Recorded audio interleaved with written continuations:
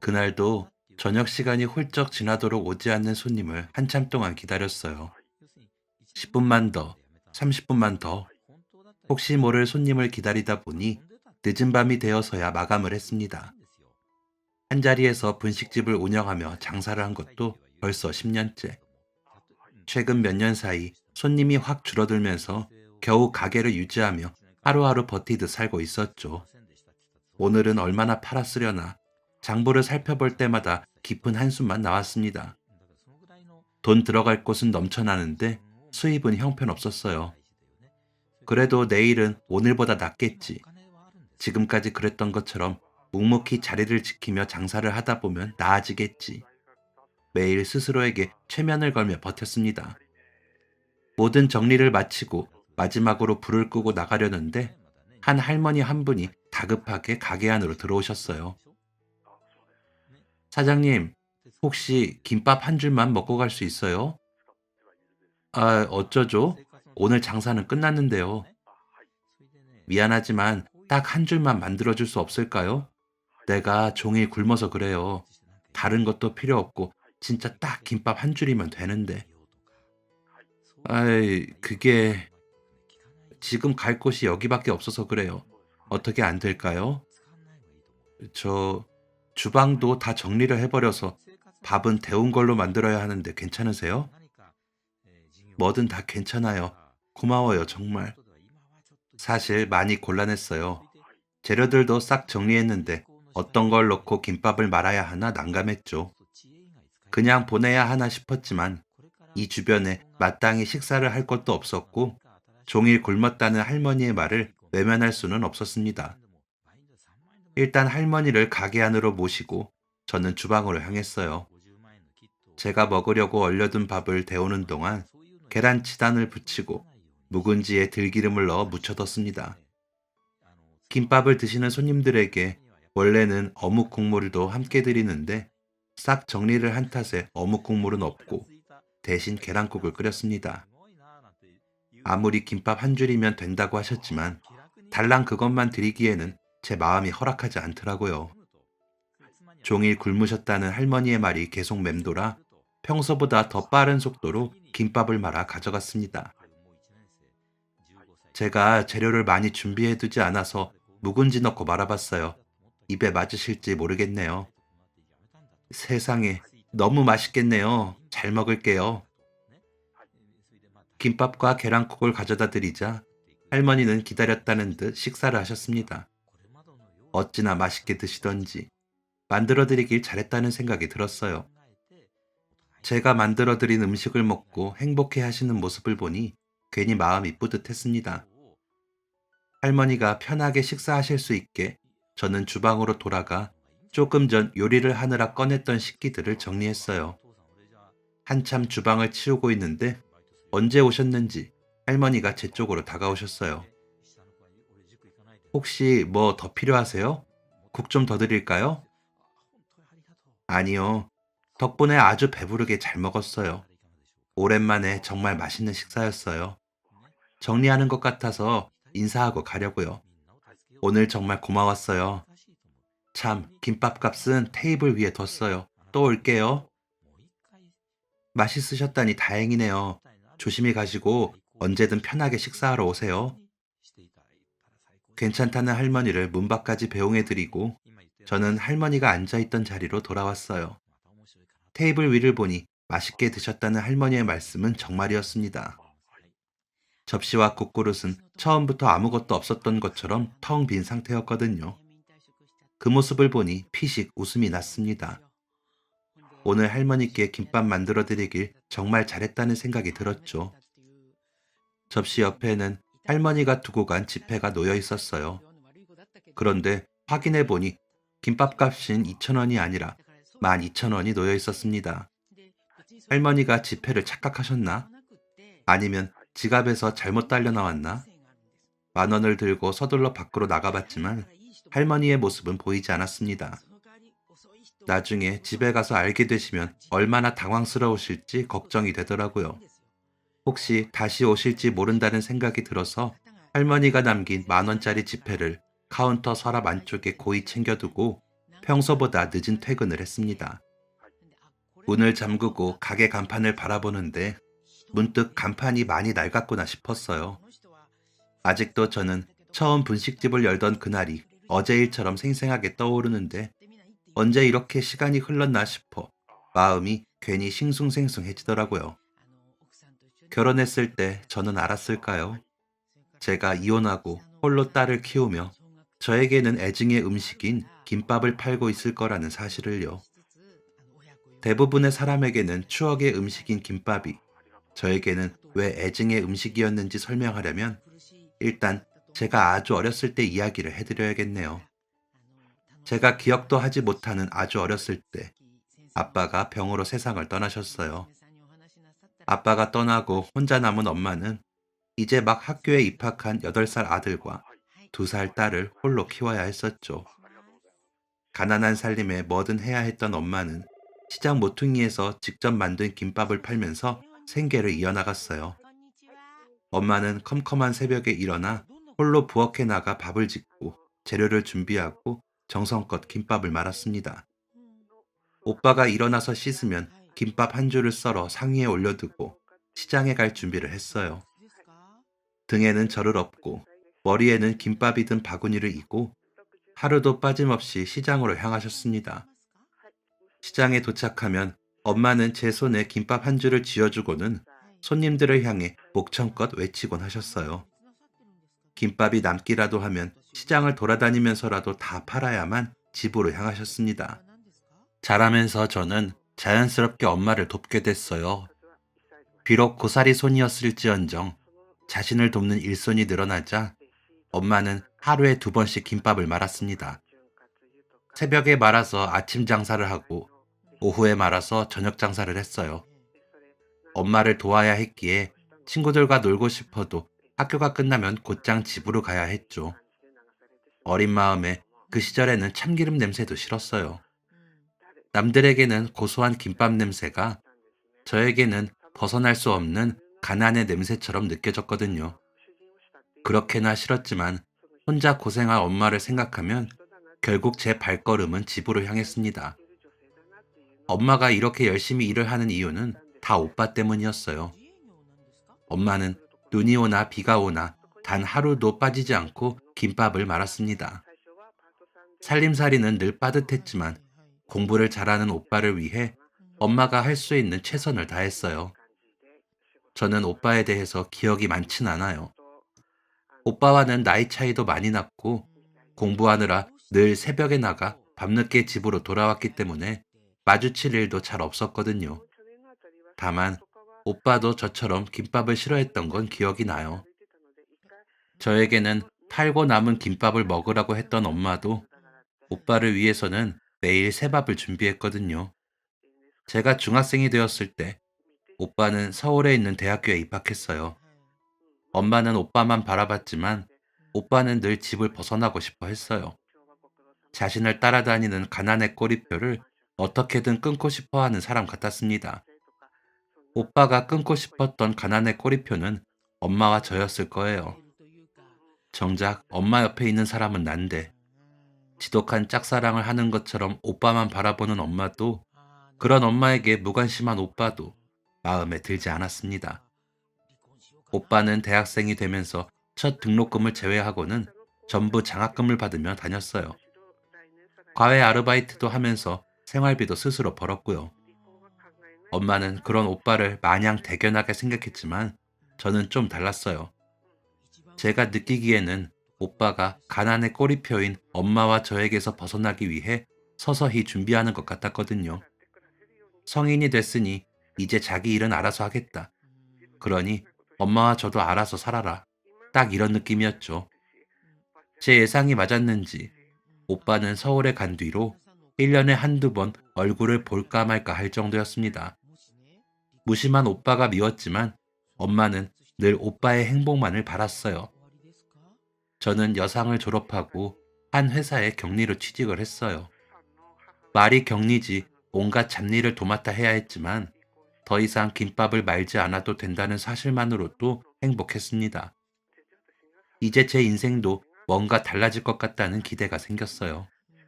하지만 세상은 저에게 참 야박했어요.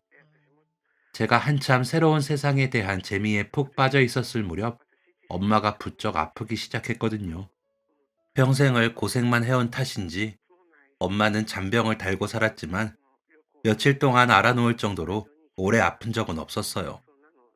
엄마는 별일 아니라고 했지만 혹시나 싶은 마음에 엄마를 끌고 가서 진료를 받았습니다. 병원에서 주사 좀 맞고 약이나 받으면 될 거라고 생각했는데 검사를 마친 의사 선생님은 뜻밖의 말씀을 하셨어요. 소견서를 써줄 테니 서울에 있는 큰 병원으로 가보라고요. 아무 일도 없을 거라고 엄마를 위로했지만 사실 그 말은 저에게 했던 말이었어요. 제발 별일 아니길 기도했지만 큰 병원에서 다시 검사를 받은 엄마는 말기암 판정을 받았습니다. 그 이야기를 들었을 때는 온 세상이 흔들리는 것 같았어요. 믿고 싶지 않았습니다. 암 판정을 받고 엄마의 몸속에 자리 잡고 있던 암세포들은 이제 더 이상 존재를 숨길 필요가 없다는 듯 엄마를 괴롭혔어요. 엄마가 암에 걸려 시한부 판정을 받았을 때도 오빠는 별다른 동요가 없었습니다. TV에 나오는 이름 모를 사람이 아파서 죽어가는 것만 봐도 슬퍼서 눈물이 나는데 마지막 도리를 한다는 듯 엄마를 찾아와 짧게 머물다 가는 오빠의 모습을 보니 엄마가 너무 불쌍했어요. 엄마는 결국 몇 달 살지 못하고 떠나셨습니다. 엄마는 저에게 고맙고 미안하다는 말을 하면서도 늘 오빠를 떠올렸어요. 고통스러운 시간을 보내는 와중에도 아들이 몇 번 찾아오면 아이처럼 좋아하던 엄마의 모습은 아직도 잊을 수가 없어요. 엄마는 세상을 떠나고 나서야 오빠에 대한 외사랑을 멈출 수 있었습니다. 엄마의 장례를 마치고 몸도 마음도 너덜너덜해진 저에게 오빠는 말했어요. 이제 엄마 돌아가셨으니까 각자 삶 살자. 지질이 가난한 집안에 태어나 자기 한 몸 건사하면서 살면 됐지. 나 너한테 해줄 수 있는 거 없어. 그러니까 그런 기대는 하지 말고. 엄마 떠났는데 할 말이 그게 다야? 그럼 뭐, 나보고 너를 책임지기라도 하라고? 너도 이제 성인인데 알아서 살아야지. 걱정하지 마. 오빠한테 빌붙을 생각 없으니까. 끝까지 이기적이네. 엄마가 누구 때문에 그 고생을 하다 갔는데 나 때문이라고 하지 마. 엄마 희생 바란 적 없으니까. 그리고 막말로 엄마가 고생해서 나한테 뭘 그렇게 해줬냐? 오빠에게 따뜻한 말을 기대한 것도 아니었고 저런 모습도 충분히 예상했지만 생각보다 매정한 모습에 상처를 크게 받았던 것 같아요. 그렇게 엄마가 떠났다는 슬픔 속에서 남보다 못한 오빠의 존재를 제 마음속에서 조금씩 지워갔습니다. 엄마가 떠나고 남은 것은 엄마에 대한 지독한 그리움과 여전한 가난이었어요. 혼자 사는데도 밑빠진 독에 물을 채우는 것처럼 생활은 늘 궁핍했습니다. 그나마 월급이라도 받아야 했기에 회사만큼은 정말 열심히 다녔어요. 그때 남편을 만났습니다. 남편이 처음부터 회사에 있었던 것은 아니었어요. 제가 입사하고 1년 정도 지났을 때였나? 갑자기 사장님 아들이라는 사람이 이사 직함을 달고 회사에 나타났죠. 남편은 처음부터 저에 대한 관심을 노골적으로 드러냈어요. 처음엔 그런 관심이 부담스러웠지만 사장님 아들이었기 때문에 싫은 티도 제대로 내지 못했었죠. 그렇게 대충 받아주면서 지내다 보니 남편은 더 적극적으로 저에게 구애하기 시작했습니다. 누군가 저에게 관심을 보인 것도 처음이었고, 엄마가 떠나고 사람이 그리워서 그랬는지 저도 남편에게 점점 마음을 열게 되었어요. 비록 저보다 12살이나 많고 이혼남이었지만 그런 건 크게 신경 쓰이지 않았어요. 이 사람의 여유로움이 좋았어요. 남편이야말로 나를 이 지긋지긋한 가난에서 벗어나게 해줄 수 있는 유일한 동아줄이자 절대 놓치면 안 될 기회처럼 느껴졌습니다. 형식적으로 제 결혼식에 왔던 오빠도 전 남편의 조건이나 됨됨이에 대해 크게 관심이 없었어요. 결혼식 이후로 오빠와는 완전히 남남처럼 지내게 됐지만 상관없었어요. 저도 이제 제 가족이 생겼으니까요. 남들이 뭐라고 생각하든 저만 행복하게 살면 그걸로 됐다고 생각했습니다. 하지만 23 어린 나이에 급하게 한 결혼은 잘못된 선택이었습니다. 사랑하는 사람과 함께하는 핑크빛 미래를 꿈꿨지만 현실은 잿빛이었어요. 결혼과 동시에 회사를 그만두게 된 저는 시댁에서 시부모님을 모시고 함께 살게 되었어요. 시부모님을 제 부모님처럼 생각하면서 딸 같은 며느리가 되어야겠다고 다짐했지만 전부 저만의 착각이었어요. 부잣집에 시집가서 이제 나도 좀 편하게 살겠구나 싶었는데 저를 기다리고 있던 것은 시어머니의 매서운 시집살이 뿐이었습니다. 겉으로 보기에 온화했던 시어머니는 사실 정말 무서운 사람이었죠. 저를 바라보는 눈빛은 늘 차가웠고 보잘것없는 저를 받아줬으니 무조건 자신에게 순종하고 살아야 한다며 그저 내만 하면 된다고 하셨어요. 우리 아들 한 번 이혼했어도 얼마든지 좋은 집안이랑 재혼할 수 있었어. 애가 하도 좋다니까 받아줬다만 아직 완전히 받아들인 건 아니야. 일단 아들부터 낳아. 나이가 어리니 애는 잘 들어서겠지. 지금이야 저런 말들이 가스라이팅이라는 것을 잘 알지만 그때는 제가 생각해도 바보 같을 정도로 몰라서 시어머니 말대로 해야 한다고 생각했어요. 시어머니가 저에게 했던 고상한 폭언 중에서 유독 아들에 대한 압박이 심했습니다. 아들을 낳아서 빨리 대를 이어야 한다고 눈만 마주치면 임신 이야기를 하셨어요. 임신이라는 게 어디 마음먹은 대로 되나요? 날이 갈수록 부담은 늘어가는데 뜻대로 되지 않아서 스트레스도 참 많이 받았어요. 남편은 본인이 나이가 있으니 어머니의 반응이 당연하다며 대수롭지 않게 여겼어요. 그럴 때마다 내 편은 없는 것 같아 사무치게 외로웠습니다. 나에게도 온전히 내 편이 되어줄 진짜 가족이 있었으면 좋겠다는 제 기도가 이루어진 걸까요? 결혼 2년 만에 드디어 아이를 갖게 되었고 저는 눈에 넣어도 아프지 않을 예쁜 딸을 낳았습니다. 뱃속에 꼬박 10달을 품었다가 세상 밖으로 나온 아이는 존재만으로도 제 마음을 가득 채워주었어요. 하지만 시어머니는 아니었어요.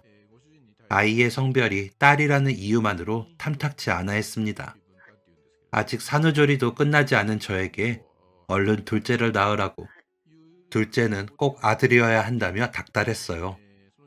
제 딸은 본체만체 했고 출산 후 회복이 덜 된 제 몸 상태는 관심 없다는 듯 아들 타령을 하는 시어머니의 모습에 정말 큰 상처를 받았어요.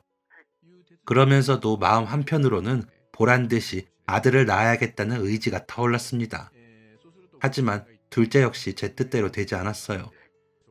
딸이 3살이 됐을 무렵부터 남편은 밖으로 도는 일이 많았고 저도 육아에 시집살이에 많이 지쳐 있었거든요.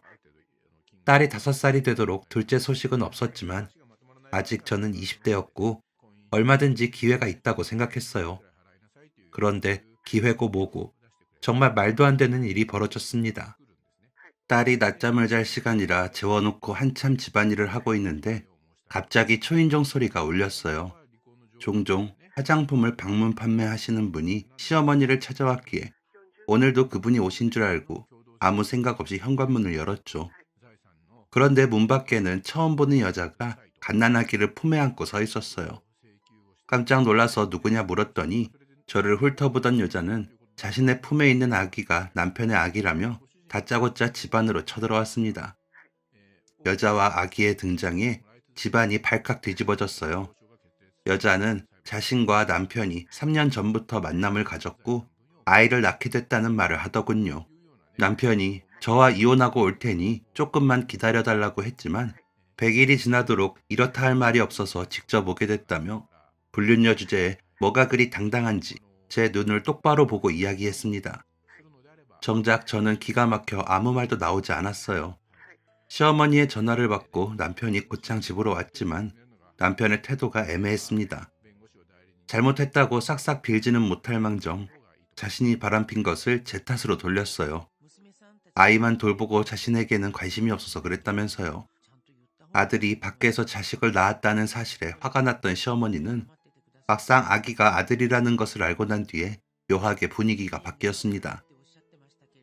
애미야, 남자들 다 한 번씩 딴짓 하잖니. 이번에는 네가 넘어가 줘라. 애는 우리 집안 핏줄이니 우리가 걷어 키우는 게 맞고. 어머니, 그게 무슨 저보고 남의 자식을 키우란 말씀이에요? 남은 아니지. 우리 이씨 집안 핏줄인데 못 키우겠으면 뭐 정말 이혼이라도 하겠다는 거야? 지금 뭐 하시는 거예요? 누가 누굴 키운다고요? 저라고 가만히 있을 줄 아세요? 저도 우리 아들 다른 사람 손에서 자라는 꼴 못 봐요. 이 대형 사고 덕분에 집안은 말 그대로 아수라장이 되었습니다. 남편은 중간에서 이러지도 저러지도 못하고 있지. 아기는 엄마에게서 떼어놓으려고만 하면 빽하고 울지. 우리 집안에 폭탄을 던진 여자는 조만간 다시 오겠다는 말을 남기고 떠났어요. 이혼이라니. 아무리 시집살이가 힘들어도 맹세코 이혼이라는 건 상상해 본 적도 없었어요. 그런데 제 잘못도 아닌 일로 이혼이 입에 오를 일인가요? 시어머니는 며칠 동안 저를 들들 볶으면서 이혼하기 싫으면 아이를 데려와서 키우라고 하셨어요. 남편 자식이 어떻게 남이냐며 저를 매정한 사람 취급하더라고요. 남편은 저에게 자신의 마음을 이야기했어요. 온갖 핑계를 대면서 둘러댔지만 결론은 제가 아닌 그 여자와 살고 싶다는 소리였어요.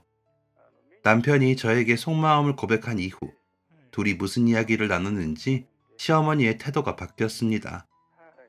아이를 키우라는 말 대신 은근히 이혼을 부추기더군요. 시아버지가 섭섭치 않게 챙겨줄 거라면서요. 더 이상 가족들의 외면을 마주하는 것이 힘들었던 저는 결국 이혼을 선택하기로 했어요.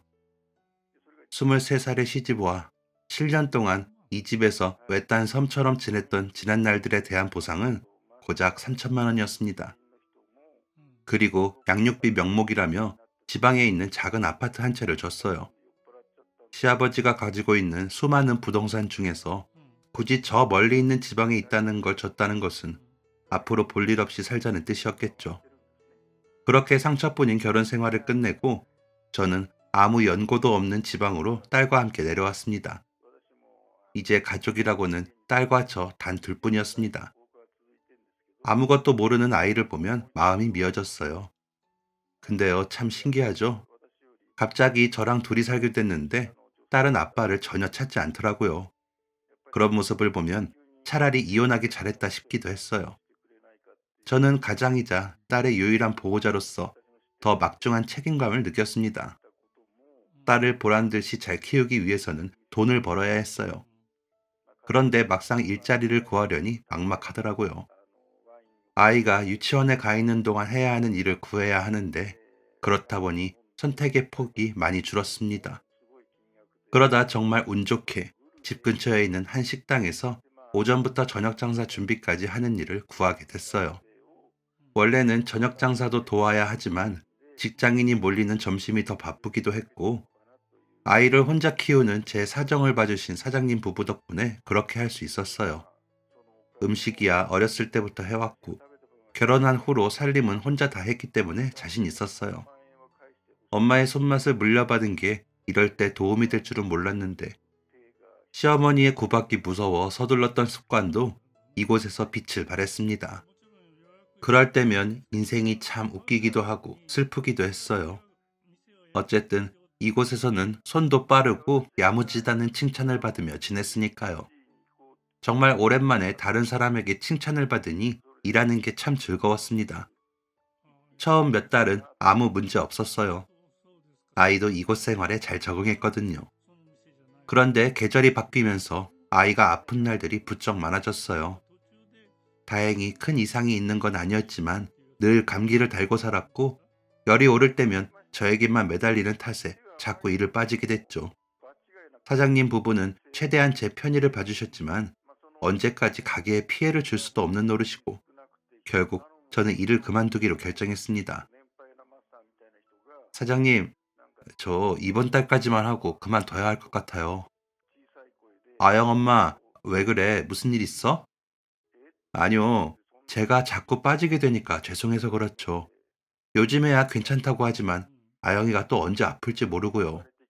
사장님이 편히 봐주시는 거 너무 감사한데 계속 그러기가 죄송스러워서 안 되겠어요. 아이 참, 아영 엄마 같은 사람이 흔치 않은데. 아, 그러지 말고 아영 엄마가 직접 장사해보면 어때? 내가 보니까 솜씨도 괜찮고 자기 가게면 아영이 데리고 있기도 편하지 않겠어? 내가 친한 부동산 사장님이 있는데 요 근처 건물에 새가 진짜 싸게 나왔다고 하더라고. 거기 건물주가 월세도 잘 안 올린다나 봐. 어때? 관심 있으면 한번 알아봐 줘. 사장님의 제안에 처음엔 내가 무슨 장사를 하나 싶었는데 어쩌면 괜찮을 것 같다는 생각이 들었어요. 음식이라면 나름대로 자신이 있었고 내 가게니까 딸에게 무슨 일이 생겨도 곧바로 해결할 수 있지 않을까 싶었죠. 일단 어떤 곳인지 구경이나 해보자는 생각으로 사장님이 알려준 대로 가게 자리를 보러 갔어요. 주택가를 지나치니 지은 지 꽤 오래되어 보이는 상가 건물들이 오밀조밀 모여 있었어요. 사장님이 알려준 그 상가도 제법 세월의 흔적이 느껴졌지만 관리가 잘 되고 있는지 전체적으로 깔끔했고 1층이라 위치도 괜찮아 보였어요. 무엇보다 근처에 학교가 있었고 주변 건물보다 시세가 저렴해서 더 망설이다가는 놓칠 것 같았죠. 답사를 끝내고 곧장 부동산에 가서 건물주의 대리인과 계약을 진행했습니다. 아껴뒀던 위자료로 가게를 얻었으니 이제는 정말 열심히 살아야 했어요. 저는 누구나 쉽게 들릴 수 있는 분식집을 차렸어요. 개업을 하고 그날부터 매일 김밥을 말고 떡볶이를 팔았습니다. 사람 인생이라는 게 참 재밌죠. 냄새도 맡기 싫었던 김밥이었는데 결국 그 김밥 덕분에 저와 딸이 먹고 살 수 있다는 게 아이러니했어요. 장사는 생각보다 수월했어요. 음식 만드는 건 어렵지 않았고 장사도 꽤 잘 되는 편이었죠. 출퇴근길 직장인들은 식사 대용으로 김밥을 사갔고 학생들은 학교가 끝나면 3, 4, 5 짝을 이루어 방앗간에 들르는 참새처럼 찾아왔어요. 비록 대단한 음식은 아니지만 제가 정성스럽게 만든 음식을 먹고 행복해하는 손님들의 모습을 보는 것은 꽤나 즐겁고 보람있는 일이었습니다. 무엇보다 딸을 늘 곁에 두고 돌볼 수 있다는 것이 더없이 감사했어요. 5살이었던 딸이 초등학생이 되고 중학생이 될 때까지 몇 년 동안 정말 즐겁게 일했습니다. 이렇게만 살 수 있다면 평생 동안 김밥을 말아도 좋을 것 같았어요. 그런데 요즘 들어 저에게도 큰 고민이 생겼습니다. 최근 몇 년 사이 주변 건물에 있던 상점들이 빠지기 시작하면서 비어있는 건물들이 늘어났고 그렇다 보니 유동인구가 서서히 줄어들었죠. 가게가 다 빠지면 이 동네 건물을 다 허물고 새로운 쇼핑센터가 들어선다는 것 같더라고요. 처음엔 괜한 소문이겠지 싶었는데 제 분식집이 있는 상가 건물도 건물주가 바뀌면서 재계약을 하지 않겠다는 통보를 받았습니다. 그렇게 같은 건물에 있던 점포들도 하나씩 빠지고 이제는 몇 군데 남지 않게 되었어요. 주변이 어수선하다 보니 주된 고객이었던 학생들도 슬슬 이쪽으로는 발걸음을 끊더라고요. 함께 장사를 하던 이웃들이 그 자리를 떠나면서 제 고민도 깊어졌습니다. 이곳에서 장사를 할 수 있는 것도 길어봐야 6달. 지금까지는 애써 자리를 지켜왔지만 그나마 단골 손님 외에는 찾아오는 사람도 없어서 오히려 가게 문을 여는 게 적자였거든요. 그래도 여전히 제 손맛을 그리워하는 손님들 때문에 매일 장사를 하고는 있지만 통장 잔고를 보면 한숨만 나왔습니다. 근처 다른 곳으로 가게를 옮길까 생각도 해봤는데 10년 동안 동결이었던 제 가게 보증금으로는 턱도 없었어요. 대출을 얼마나 받을 수 있을지도 모르겠고 이제 딸도 고등학생이 되니 차라리 가게 정리하고 다른 데서 직원으로 일하는 게 낫지 않을까? 오만 가지 생각에 머릿속이 어지러웠습니다. 하루라도 빨리 접는 게 낫겠다 싶으면서도 지금처럼 손님이 맛있게 식사를 하고 가시는 모습을 보면 쉽게 정리할 수가 없었어요. 할머니가 다녀간 다음 날에도 저는 같은 시간에 가게를 열었습니다. 딸은 손님도 많이 없는데 천천히 나가라고 했지만 그건 또 마음이 불편하더라고요.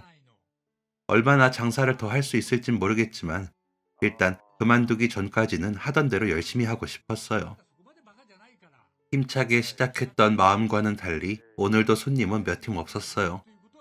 누굴 기다리는지도 모르고 가게에 앉아 멍하니 시간을 보내는 사이 시계는 벌써 밤 9시를 가리키고 있었습니다. 이제는 정리를 하자 싶어 슬슬 퇴근할 준비를 하려는데 어제 왔던 그 할머니가 다시 오셨어요. 할머니 얼굴을 보니 어제 두고 가신 10,000원이 생각났어요. 10,000원을 꺼내려는데 할머니는 웃으며 말씀하셨습니다. 내가 오늘은 30분 일찍 왔는데 다행히 하고 있네요. 오늘도 김밥 한 줄만 부탁해요. 아침에 일어났는데 여기 김밥이 그렇게 생각나더라고. 저는 할머니에게 자리에 앉아 계시라고 말씀을 드리고 김밥 한 줄을 정성껏 말아 어묵 국물과 함께 내어드렸어요.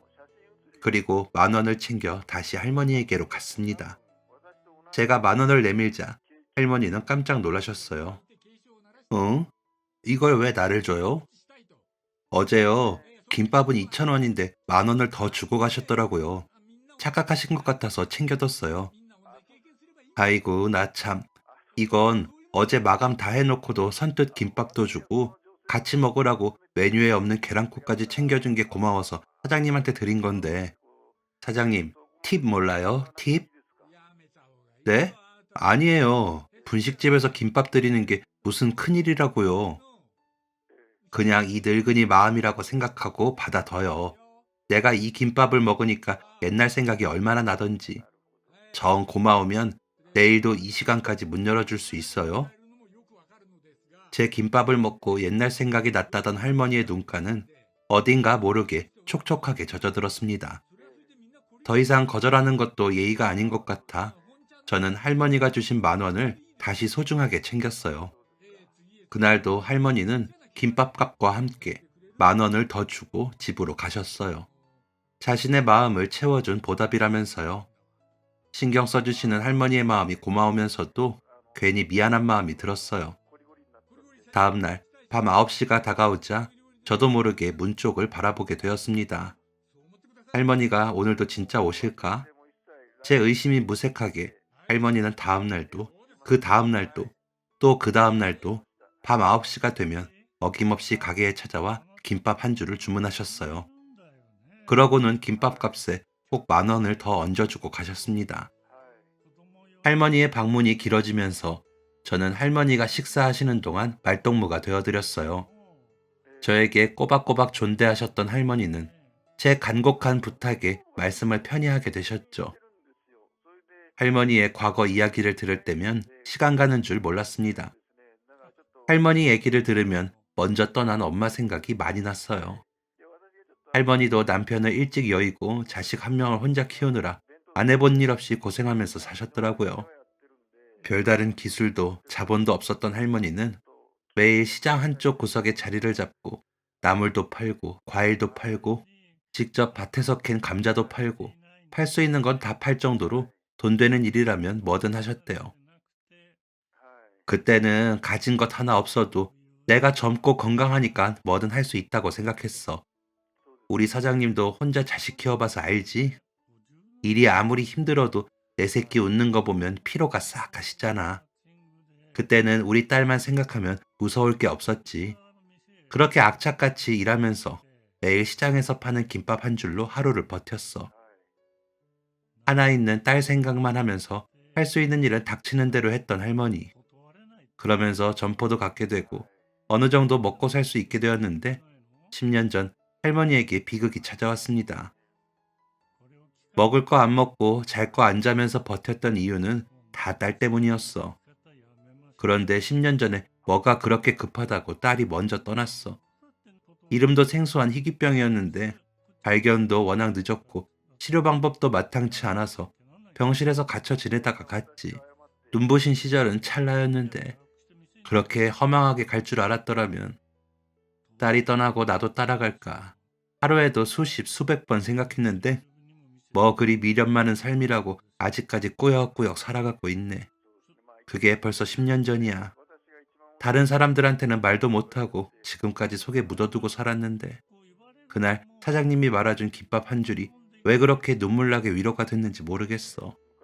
내 인생 가장 치열하게 살았던 그때가 떠오르더라고. 힘들었지만 행복했던 그 시절 말이야. 겉으론 웃고 있지만 할머니의 마음속에 눈물이 흐르는 것이 느껴졌어요. 저에게 진심으로 고맙다고 말을 전한 할머니는 앞으로도 매일 오겠다는 말씀을 하셨습니다. 가게를 할 수 있는 시간이 그리 길진 않았지만 결심했습니다. 할머니가 주시는 팁이 딱 100만 원이 될 때까지만, 그때까지만 할머니를 위해 진심을 다해 김밥을 말아야겠다고요. 할머니는 그 뒤로 단 하루도 빠짐없이 매일 밤 분식집에 오셨어요. 제가 만든 김밥을 그 누구보다 맛있게 드시고는 늘 그렇듯 10,000원을 주시고 집으로 가셨습니다. 할머니가 주신 10,000원 팁이 서랍에 차곡차곡 쌓이는 만큼 할머니에 대한 정도 쌓여갔어요. 제 음식을, 우리 가게를 이렇게나 좋아하는 할머니를 두고 가게를 접어야 한다는 생각이 들 때마다 마음이 참 아쉬웠습니다. 100일이 이렇게 짧았나 싶을 정도로 시간은 빠르게 흘렀습니다. 오늘로써 제가 마음속으로 정한 100일이 끝났고 서랍 속에는 100만 원이 고이 쌓여 있었습니다. 이제 할머니에게 더 이상 가게를 열 수 없다는 말씀을 드릴 때가 되었습니다. 다음 날 여전히 같은 시간에 할머니가 오셨어요. 할머니는 아무것도 모르는 채로 늘 그렇듯 김밥 한 줄을 주문하셨어요. 저는 할머니가 처음 가게에 오셨을 때 말아드렸던 김치김밥과 계란국을 준비했습니다.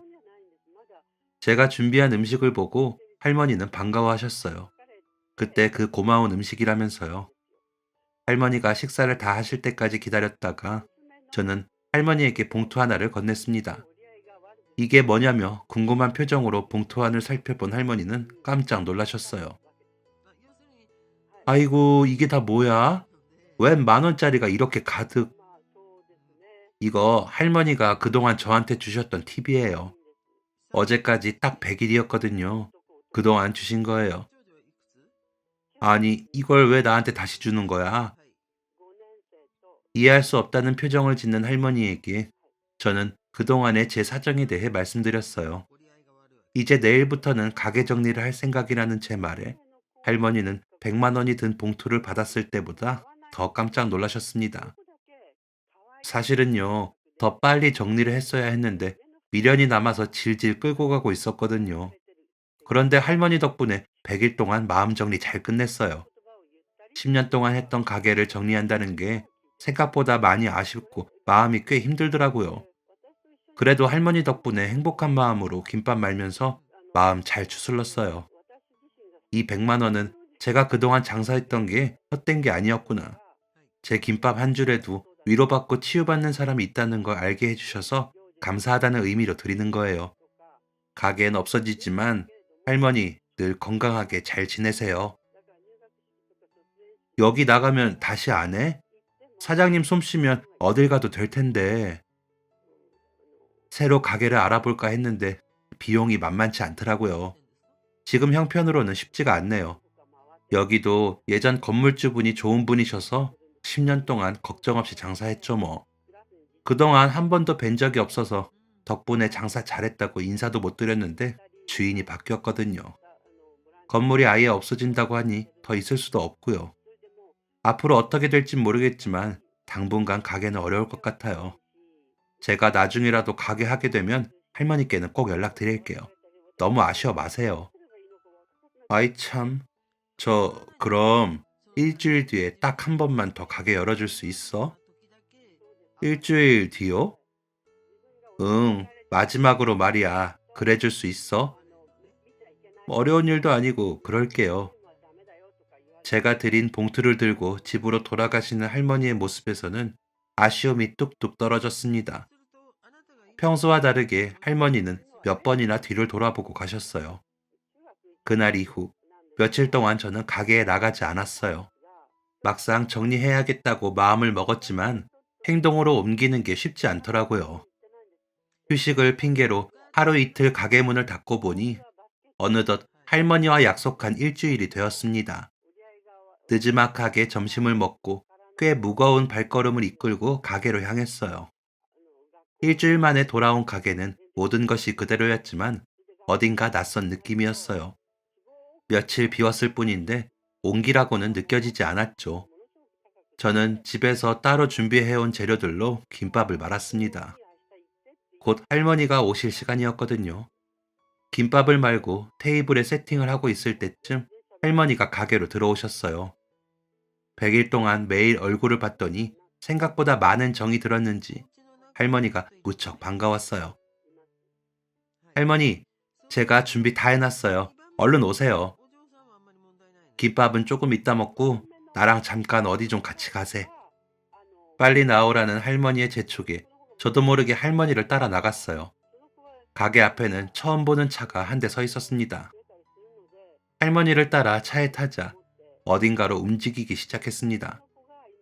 문득 정신을 차리고 보니 택시는 아닌데 다른 분이 운전을 하고 있었어요. 이게 무슨 일인가? 지금 내가 꿈을 꾸나 싶었는데 할머니는 뭐가 그리 즐거운지 연신 싱글벙글 웃고 계셨어요. 대체 어딜 가는 거냐 묻는 제 말에 그저 가보면 안다는 말씀뿐이었죠. 차에 탄 지 20분 정도 지났을까요? 번화가가 나오는가 싶더니 어느 건물 앞에서 차가 멈췄습니다. 차를 멈춘 기사님이 서둘러 뒷좌석 문을 열어주셨어요. 어색한 저와 달리 할머니는 자연스럽게 에스코트를 받으며 내리셨습니다. 제가 어리바리하게 주변을 두리번거리자 할머니는 바로 앞 건물에 비어있는 한 점포를 가리켰어요. 여기 어때 보여? 장사하기 어떨 것 같아? 어떠긴 뭐가 어때요? 훌륭하죠. 여기 사람들 요즘 다 이 번화가에서 노는데 위치 좋지. 건물도 딱 보니 지은 지 얼마 안 돼서 깔끔하지. 거기다 1층이지. 아무것도 모르는 사람이 봐도 좋다고 할걸요. 그래? 그럼 이제부터 사장님이 여기서 장사해.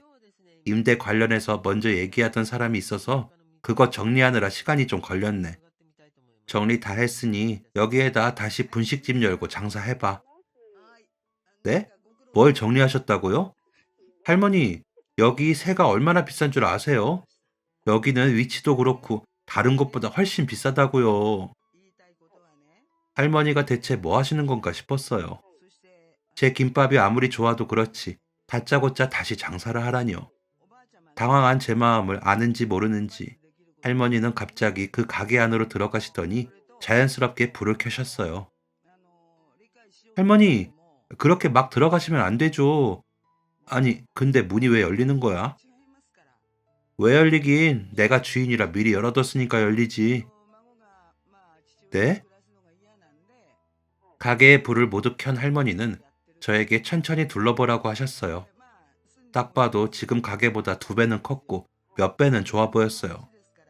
이게 지금 무슨 상황인가 싶어 멀뚱멀뚱 서 있는 저에게 할머니는 웃으며 말씀하셨습니다. 사실 지금 있는 가게 건물 말이야. 원래 주인이 나였어. 네? 거긴 내가 악착같이 벌어서 마련한 첫 건물이었지. 우리 딸 시집을 가든 공부를 하든 사업을 하든 하고 싶은 거 생겼을 때 주고 싶어서 아끼고 또 아껴뒀던 건데 딸 떠나고 10년이면 이제 됐다는 생각에 미련도 버릴 겸 정리했지. 근데 막상 팔고 나니까 왜 그렇게 마음이 허전한지. 그날 처음 김밥 먹었던 날 말이야. 유난히 마음이 시끄러워서 그냥 마지막으로 한번 볼까 해서 갔던 거야. 아무도 본 적 없는 그 소문의 건물주가 할머니셨다고요? 뭘 소문씩이나. 그 건물 허물 거라는 건 들어서 알고 있었는데 우리 사장님 가게에서 김밥을 먹다 보니까 괜히 팔았나 싶었어. 근데 나한테 봉투까지 주면서 고마웠다고 이제 그만하겠다고 하는데 어떻게 가만히 있을 수 있겠어? 여기 이 자리 지금이랑 똑같은 조건으로 줄 테니까 우리 사장님이 원할 때까지 실컷 장사해봐. 제가 지금 무슨 소리를 듣고 있는 건지 정말 믿을 수가 없었습니다. 원래 자리랑 몇 배나 임대료 차이가 나는 곳인데 지금과 같은 조건으로 장사를 하라니 이게 무슨 행운인가 싶으면서도 염치 없이 그럴 수 없다는 생각이 들었어요. 할머니, 제가 여기 임대료를 모르는 것도 아니고 어떻게 그래요? 저를 좋게 봐주셔서 이렇게 말씀 주신 것만으로도 너무 감사해요. 사장님이 나한테 돌려준 100만 원, 그걸 들고 집에 가서 보니까 마음이 그렇게 따뜻할 수가 없더라고. 그것만으로도 사장님은 이미 넘치도록 값을 치렀어. 사장님이 나한테 마음 써준 만큼 나도 내가 해줄 수 있는 거 해주고 싶었어. 주인이 자기 마음대로 하겠다는데 뭐가 문제야? 안 그래?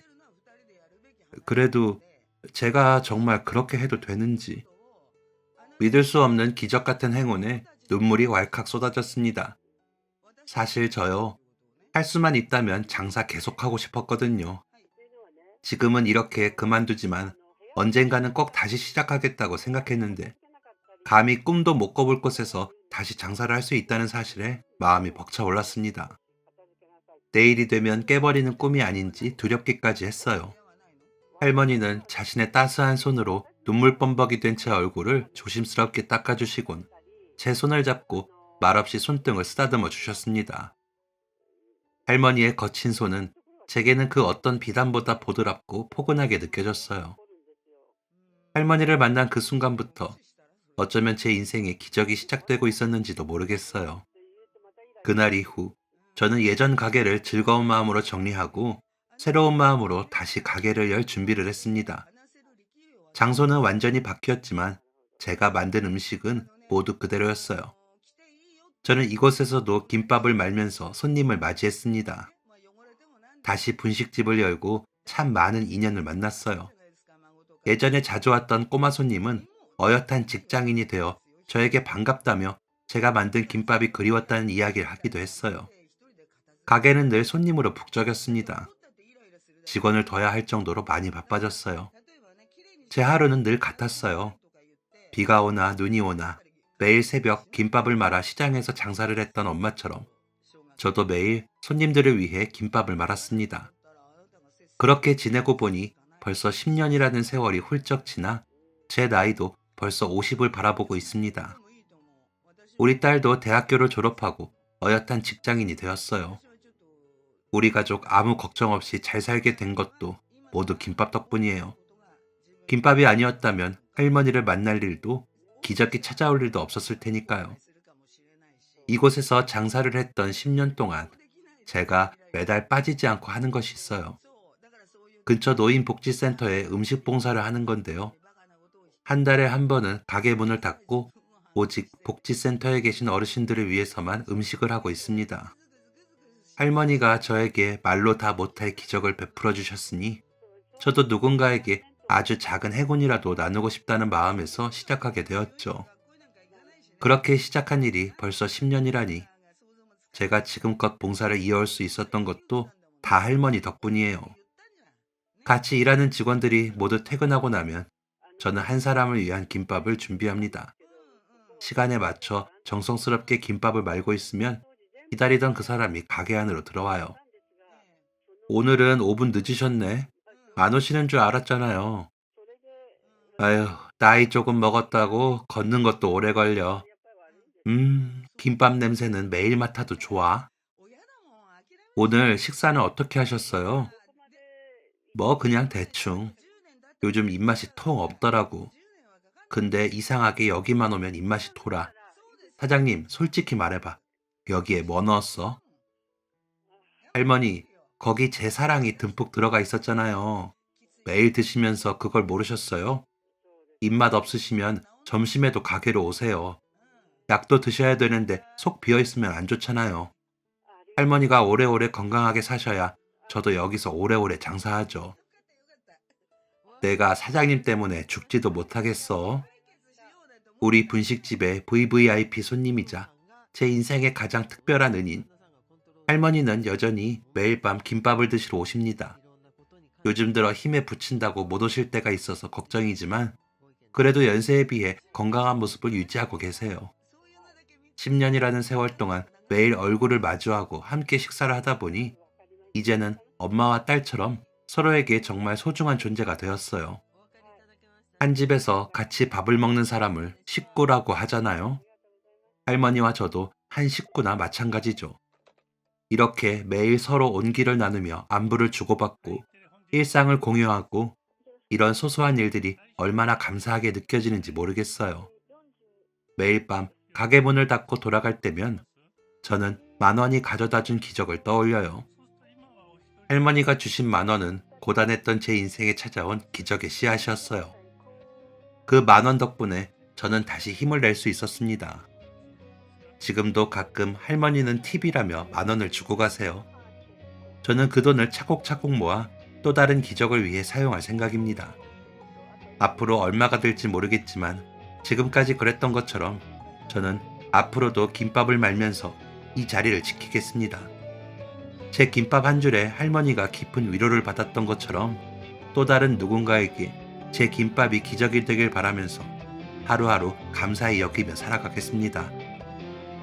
지금까지 사연 들어주셔서 감사합니다. 사연이 재밌으셨다면 구독과 좋아요를 눌러주세요. 감사합니다. 안녕히 계세요.